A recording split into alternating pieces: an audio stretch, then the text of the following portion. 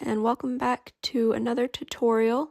Today I'm going to show you guys how I make this really simple sleeveless dress for a child-sized calico critter. Here's what it looks like when it's fully done. Alright, let's get into it.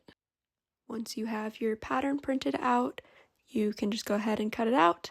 There's already seam allowance included in the pattern, so you don't have to add it. Now you're going to pick out a fabric to use. I really like either cotton or linen blends. This is a linen napkin that I got off of this Etsy shop. I'll show you where I got it from. You can get these for really cheap as samples a lot of the time in a lot of different colors, so I like doing that as a way to get small quantities of fabric since I don't need a lot to make the Calico Critter clothes. Now just make sure that your fabric is doubled up. That way you can cut out 2 pieces at once. Then go ahead and lay your pattern piece down, trace it onto your fabric, and cut it out. Just make sure that if you're using a fabric that has a pattern on it or a right and a wrong side, that you are tracing your pattern onto it on the wrong side of the fabric so it won't show through. If you're using something with a pattern, make sure you've placed them right sides together with the wrong sides facing outside.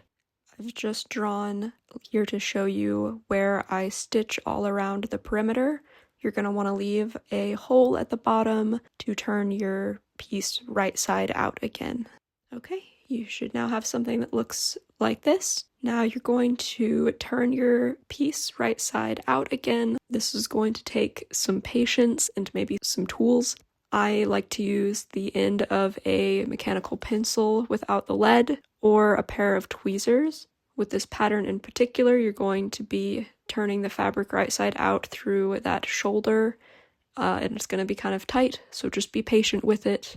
I'll show you what I do on camera. It's going to take a while. Just trust me, it'll work.